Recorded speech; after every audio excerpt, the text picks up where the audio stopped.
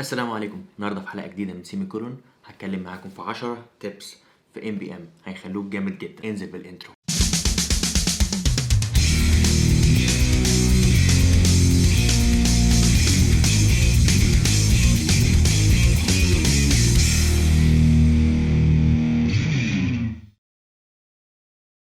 لو انت بتكتب جافا سكريبت سواء كان فرونت اند او باك اند فاكيد انت استعملت NPM قبل كده، ولو ما كنتش استعملت NPM قبل كده فده بريف سريع. يعني ايه NPM؟ هو سيستم بيحتوي على كل الباكجز الخاصه بنود اوريجينالي معمول عشان كده، وكان معمول عشان خاطر الناس تبدا تشير بينها وبين بعضها الموديولز اللي ممكن يستعملوها. يعني ايه موديول؟ هو شويه كود محطوطين مع بعض وكابسوليتد، وممكن تستعمله في بروجكتس مختلفه او ممكن تشيره مع غيره. ممكن تكيب تراك من الفيرجن اللي انت واخد منه ده، فلو الفيرجن ده اتغير بعد كده انت ممكن تفضل شغال بالفيرجن الحالي. بيقرا كل الكود بتاعه من جيت هاب، بيفضل يتراك الفيرجنز، وبتستعمل شويه كومنتس عشان خاطر تنزل الموديولز دي زي ما هنشوف التيبس بتاعت النهارده.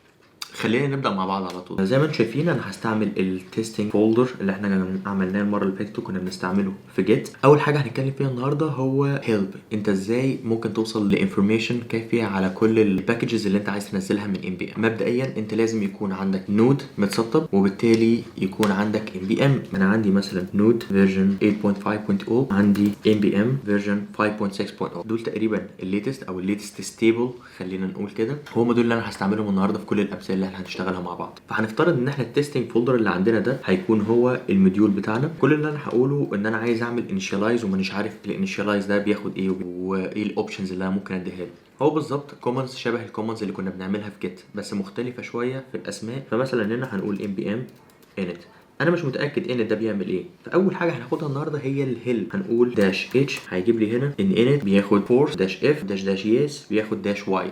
هنعرف كمان شويه دول بيعملوا ايه. NPM help init هتلاقيه جايب لك كل الانفورميشن اللي انت ممكن تكون محتاجها. كل ما تضغط انتر بيجيب لك انفورميشن اكتر لغايه لما يجيب الاند، السكوب بتاعه، التايب، كل حاجه. عايز تطلع بتضغط كيو تطلع تاني كوماند لاين بتاعك سهله. تاني حاجه عايز اتكلم فيها النهارده هو NPM init نفسه بيعمل ايه. NPM init بينشلايز الفولدر الحالي اللي انت واقف فيه على انه NPM باكج، فيقدر دلوقتي ان انت تشيرها مع حد او تشيلها تستعملها في بروجكت تاني عن طريق NPM. بيقول لك الباكج نيم هنخليها كل حاجه تيستنج، الديفولت كل حاجه خليها زي ما هي. بيقول لك هو دوت الشكل النهائي، موافق عليه بتقول له يس. بتلاقي هنا بيقول لك انيشالايز لفايل اسمه package.json. تعالى نبص بصه كده على الفايل دوت. الفايل ده بيكون فيه شويه انفورميشن عن الموديول بتاعك اللي انت لسه مكريته. مثلا النيم بتاعه تيستنج فيرجن 1.0.0، ده طبعا اللي هو الديفولت اول حاجه بتطلع. السكريبتس هنعرف السكريبتس كمان شويه. الريبو ده الURL بتاع الباج على جيت هاب. الهوم بيج كل الحاجات دي احنا عاملين لها انيشالايز من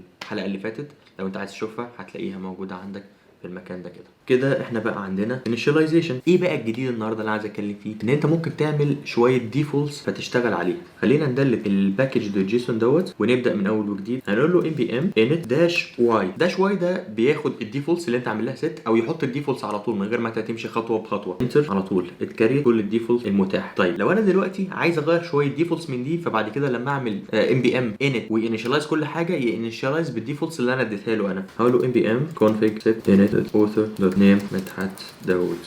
تمام. قالوا ندلت ده كمان مره ونبدا بقى نعمل زي المره اللي فاتت NPM init داش واي كمان مره. في المره ديت عمل انيشالايز لكل حاجه. تعالوا نبص نلاقيه جاب الاوثر اوتوماتيك، وهكذا. في حاجات كتير ممكن تسيت الاوثر نيم، الايميل، URL، ممكن تسيت كل حاجه. طيب تالت حاجه معانا النهارده هي الانستولينج للباكج. خلينا مثلا انستول هنا اي باكج ولتكن لو داش مثلا NPM install لو داش داش داش. ده اللي احنا متعودين نعمله، وهو انه بيسيف لو داش كديبندنسي للموديول بتاعي. فلما اي حد يجي انستول الموديول بتاعي بينستول مع اللو داش كديبندنسي في الباكج دوت جيسون فايل. هيزيد دلوقتي اتريبيوت هنا اسمها ديبندنسز، هتلاقيه زود هنا ديبندنسز وحط له داش وراح جاي حاطط الفيرجن بتاعها هنا بالشكل ده. كلنا عارفين الكلام ده. في اختصار للموضوع ده؟ في ممكن تقول NPM install اي بدل انستول لو داش داش اس كابيتال. ده بيسيفها عندك برضو زي داش داش سيف بالظبط. بس المفاجاه ايه؟ ان هو عندك دلوقتي NPM بدايه من فيرجن 5 ما بتحتاجش انك تعمل داش داش سيف او داش كابيتال اف، لانه اوتوماتيكلي اي حاجه انت بتعمل لها انستول من غير اي فلاج بيحطها لك في الديبندنسز. في حاجه تانية اسمها ديف ديبندنسز، انت بتحتاجها في الديفلوبمنت بس، كانك بتقول للسيرفر بالظبط ما تسطبليش الكلام ده على البرودكشن، الكلام ده لوكال بس، زي اليونت تيستنج وزي الحاجات دي كلها. خلينا نشوف مع بعض. هنعمل npm install jasmine -- save -dev. هنبص نلاقيه زودها automatic dev dependencies وحط جاسمين. طيب لو انا دلوقتي عايز اسطب حاجه في الديف ديبندنسز من غير ما اكتب -save -dev، في اختصار تاني npm install وليكن phantom js -capital D، ده بيعمل لها اوتوماتيك سيف في الديف ديبندنسز. نبص نلاقي هنا فانتوم جي اس ضاف في الديف ديبندنسز. دلوقتي انت مش فاتح فايل بتاع باكج.json ومحتاج ان انت تعرف الديبندنسز اللي عندك. هتقول npm list، هيجيب لك لسته بكل الديبندنسز اللي عندك. مش بس كده، ده هيجيبها لك بالديبندنسز اللي هم بيدبندوا عليها. طب لو انت عايز الديبندنسز بتاعتك بس مش عايز الليسته الطويله العريضه اللي قدامك دي، هتقول نفس الكوماند npm list بس هتحط فلاج اللي هو الديب بيساوي 0. هتبص هنا تلاقي عندك 3 ديبندنسز اللي احنا لسه عاملينهم دلوقتي انستول. طيب لو انا دلوقتي عندي حاجه متسطبه بس الحاجه اللي متسطبه دي انا مش بستعملها، هل هتظهر؟ فمثلا لو انا بسطب npm install وليكن bootstrap، اتفقنا ان احنا اوتوماتيك هنا هيضاف لي ديبندنسز غير ما نعمل داش سيف. لو انا شلته من الديبندنسز وسيفه ودلوقتي عملت npm list deb يساوي 0، هيظهر عندي لسته بكل الحاجات المتسطبه، بس نلاقي جنب البوتستراب اللي هي مش منضافه عندي هنا في الديبندنسز جنبها حاجه اسمها extraneous ان هو متسطب بس مش مستعمل عندك في الابلكيشن، او انت مش حاطه كديبندنس، او انت اكتشفت انك ما انتش محتاجه. في عندنا كومنت بيشيل كل الديبندنسز اللي انت كنت معتمد عليها ودلوقتي ما عدتش معتمد عليه. تعمل npm prone بيعمل لك كلين، تقول له بقى لسه مره ثانيه، هيجيب لك الليسته من غير ما يكون فيها اي حاجه انت ما بتستعملهاش. طيب شفنا هنا واحنا بنكريت الموديول بتاعنا لقيناه بيضيف حاجه اسمها هوم بيج، اليو ار ال بتاع الريبو. الحاجات ديت ايه فايدتها؟ لو انا مثلا بستعمل حاجه زي بوتستراب وعايز اعرف معلومات اكتر عنها، اقرا الدوكيومنتيشن، اشوف الباجز اللي فيها، في كومنت زي npm bugs وادي له اسم الباكج واضغط انتر، هيفتح لي على طول هنا الباجز بتاعت البوتستراب في الريبو بتاعه. طيب بعد كده عندنا حاجه جامده جدا احنا دايما بنشوفها، ان اي سوفت وير في الدنيا بيكون له فيرجن من 3 مقاطع. المقطع الاولاني ميجر، المقطع الثاني حاجه اسمها الماينر، المقطع الثالث حاجه اسمها باتش. الفرق بينهم الثلاثه هو ان الباتش لما يكون فيه باج فيكسنج تشينجز بسيطه جدا. الماينر هو ان في حبه فيتشرز صغيره بنضيفها من وقت للتاني بس ما فيهاش اي بريكنج تشينجز. الميجر بيكون فيه بريكنج تشينج. طيب ايه فايده الموضوع ده؟ ان الناس اللي بتستعمل الموديول بتاعك من وقت للتاني بتقدر ان هي تاخد ابديت، فلو في باج فيكسنج بيقدروا ان هم يعملوا ابديت للفيرجن بتاعتك، او انت نفسك لو بتستعمل اي موديول تقدر تعمل ابديت على طول وتبقى عارف انت بتاخد ايه بالظبط. طيب لو انت عايز تعمل ابديت للفيرجن بتاعك، خلينا نبص مع بعض. هنلاقي ان الفيرجن بتاعك دلوقتي 1.0.0 وهنفترض ان احنا هنا في الاندكس وليكن ان احنا زودنا الباراجراف ده. تعالوا نبص هنا في التشينجز اللي موجوده، هنلاقي تشينجز كتير جدا. ايه هي التشينجز دي؟ التشينجز دي هي الان بي ام موديولز اللي احنا عملنا لها سيت اب، وده طبعا ما ينفعش ان احنا نضيف. هي الفكره اصلا من اننا يكون عندنا باكج مانجر، هو اننا كل اللي بنضيفه الباكج.json فايل اللي هو ده، واللي موجود فيه كل الديبندنسز. فاي حد عايز يستعمل الموديول بتاعنا مش مضطر ان هو ينزل كل الفايلز ديت عنده، هو ببساطه بينزلها وبيران npm انستول، فnpm بيقرا كل الديبندنسز اللي عنده في الفايل ديت وينزلها لك. ازاي نلغي بقى كل الكلام ده؟ جيت اجنور. هنضيف فيه حاجتين، الحاجه الاولانيه هو النود موديول فولدر، والحاجه الثانيه هو الباكج look.json فايل. نرجع هنا نبص تاني هنلاقي ان احنا عندنا جيت اجنور ضفناه، والتشينج اللي احنا ضفناه هنا الفايل بتاعنا والباكج جيسون ده لازم تضيفه عندك في الفايلز، لان ده هو اللي فيه الديبندنسز اللي من غيرها الابلكيشن بتاعك مش هيشتغل عند اي حد. عملت التشينج وكومنت اللي انت عملته هو تشينج، ففي النهايه هو ماينور تشينج او ماجور تشينج ولا باتش، بيزد على اللي احنا قلناه، فهو في النهايه يعتبر ماينور تشينج او باتش حسب ما انت تكون بتحسبه. لو فتحنا الباكج ممكن ببساطه ان انت تغيره هنا وتخليه واحد، فكده انت غيرت ماينور تشينج اوريدي، عملت له بامبنج للفيرجن اللي بعد كده. بس ده مش طريقه كونفينينت، لان انت من وقت للتاني الفيرجنز ديت هتزيد، فانت مش كل شويه هتتراك انت بنفسك. ايه اللي انت المفروض تعمله؟ هتقول npm version minor، هتلاقيه دلوقتي الفيرجن بتاعه 1.1.0. لو دلوقتي عملت ران تاني الفيرجن بتاع الماينر هيقول لك ايه؟ ان الوركينج دايركتوري نوت كلين، لازم ان انت تعمل كوميت الاول للفيرجن بعد كده تبقى تغير مره ثانيه، لان هو باي ديفولت هنا بيضيفوا كمان للستيجنج اريا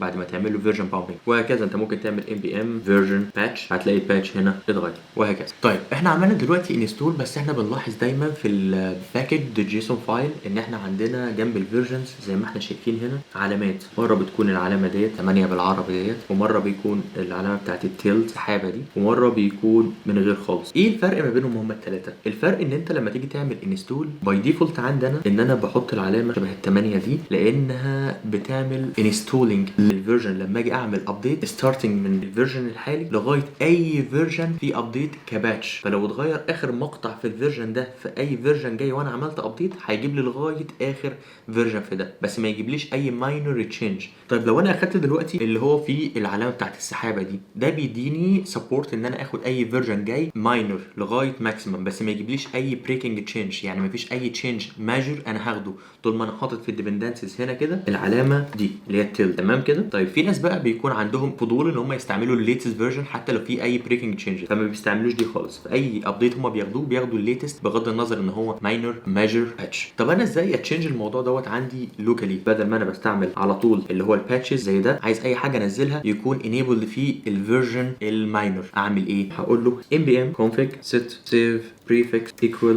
واديله tilt. دلوقتي المره الجايه ان انا اعمل اي انستول هقول له npm install فور اكزامبل بوتستراب مره ثانيه بقى. المره دي المفروض ان هو هينزلها لي بالبريفكس بتاعها هو التيلد زي ما احنا شايفين. لو انا عايز بقى اشيل خالص، انا عايز اجرب اي حاجه ليتست تنزل بغض النظر ان هي فيها بريكنج تشينجز ولا ممكن الغي خالص موضوع البريفكس ده. هقول له npm config set exact true. لو قلت له بقى npm install فور اكزامبل مثلا اندرسكور هتلاقيه نازل لي هنا اندرسكور من غير اي بريفكسز. فانا دلوقتي لو عملت اي ابديت بعد كده هينزل لي الليتست بتاع اندرسكور بغض النظر عن هو ماينور ولا باتش ولا ماجر. طبعا عندنا بعد كده بقى انا ازاي اكتشف اصلا ان انا عندي حاجه تكون اوتديتد. خلينا نشوف مع بعض الحته دي عشان الحته دي مهمه جدا لو انت بتستعمل في اي بروجكت وعايز البروجكت ده يكون ابديتد بكل الموديولز الليتست الستيبل طبعا. طيب هنا مثلا عندنا الفيرجنز اللي قدامنا اندرسكور واللو داش وبوتستراب. لو قلت له npm outdated المفروض هيجيب لي لسته من الحاجات اللي انا متسطبه واوتديتد. هتلاقي هنا اندرسكور مثلا هقول له npm update. في الحاله ديت المفروض ان هو